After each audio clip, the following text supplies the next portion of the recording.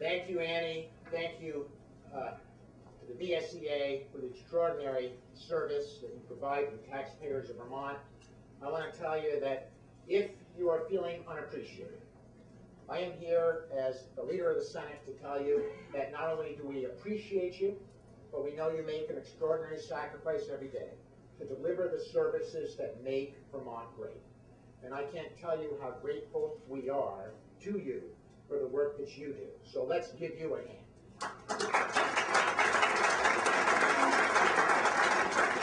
Now, Representative Neese is going to speak for the House, but I want to tell you there are a lot of senators here in solidarity with you today. If they could just stand up, that we have an extraordinary Senate team that makes my job easy.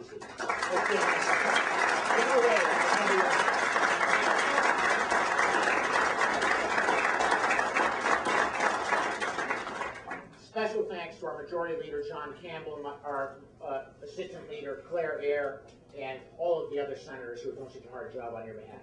Listen, here's the challenge. I want to talk to you a little bit about where we are and what we're up against in this session that makes it different from any session that I have participated in my 15 years in this building. We have just received from the governor this year the most irresponsible fairy tale budget that I have ever seen submitted. Now, what do I mean by that? He started out by presenting us with a budget that is funded with $50 million of fairy tale money.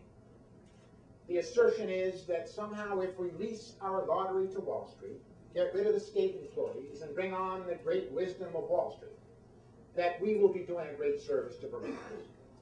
Now, I ask you this. I don't care if you're a Democrat or a Republican or an independent.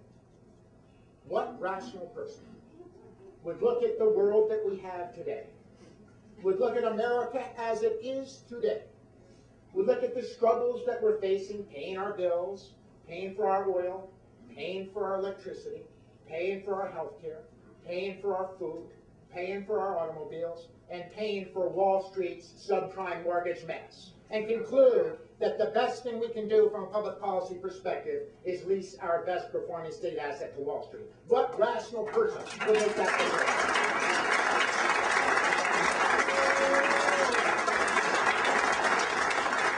And as if that isn't bad enough, he then takes the $50 million of fairy tale money and builds it into the budget. Now that's responsible leadership. So there's problem number one. The good news, no, this legislature is not leasing our lottery to Wall Street. No, those jobs are not going to work. Frankly, we're not even sure that the banks that the governor was negotiating with will be in business by the time we got there to lease the lottery. Second point. Let's talk about the budget itself. I'm going to get to what he's proposed to do to our state workforce last. But I just want you to be aware of some of the other proposals that he's put forward that we're struggling with here for $550 a week. First, he said in his budget address on health care, listen, we're in a race to the bottom on health care. Who would disagree with that? I want the legislature, I'm not making this up. I want the legislature to do something significant for the middle class on health care, to reduce their premiums that are killing them. We agree with them on that. And I want you to do it by town meeting day. Don't use any new revenue, and I have no plan. Don't read the speech. I swear to you, that's what it says. Okay?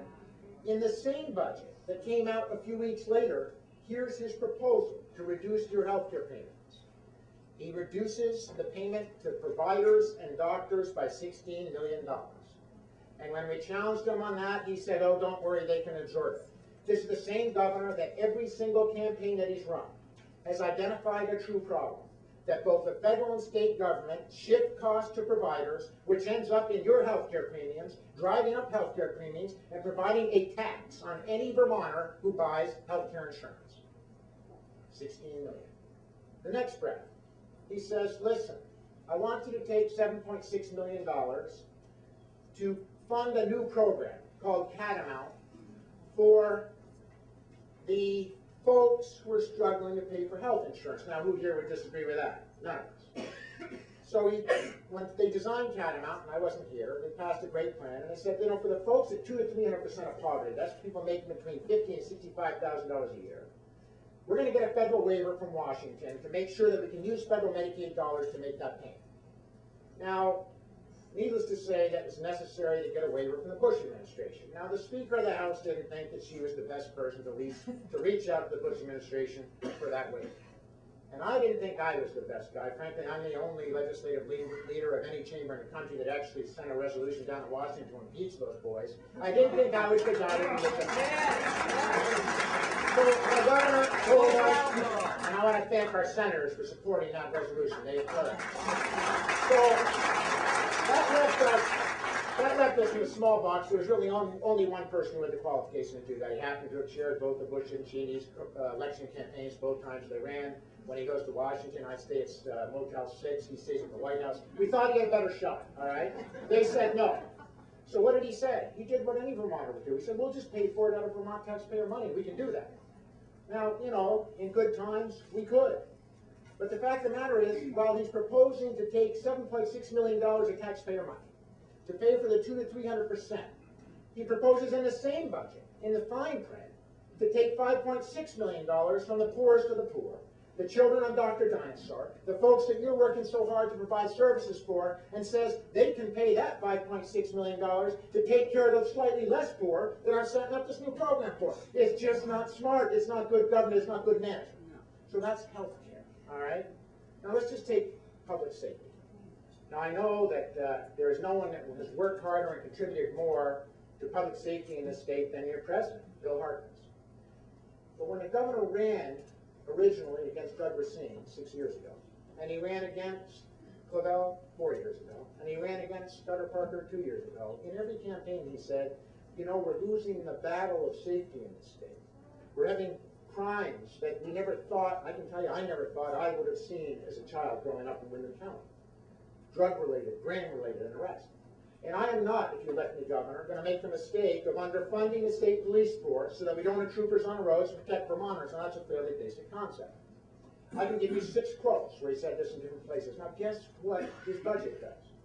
His budget underfunds the state police, so no different than the departments you're working for. There are 27 vacancies in the state police right now. And what's worse, there isn't one person in the academy right now being trained to protect us in our streets, and there is no one in the June-July program entering the program to protect us. What's the other problem? What the governor and administration didn't figure out was that they have a $2.5 billion deficit that's not built into that budget in the state police force. Why? You all know why. Because when you start laying off state employees and you need them to do the job like protecting our streets, you got to pay folks overtime when things go wrong.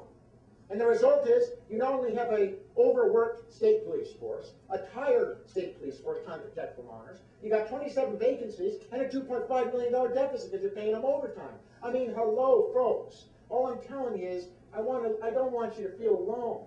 You have all kinds of other captives in this budget proposal, and they're equally bad, believe it or not.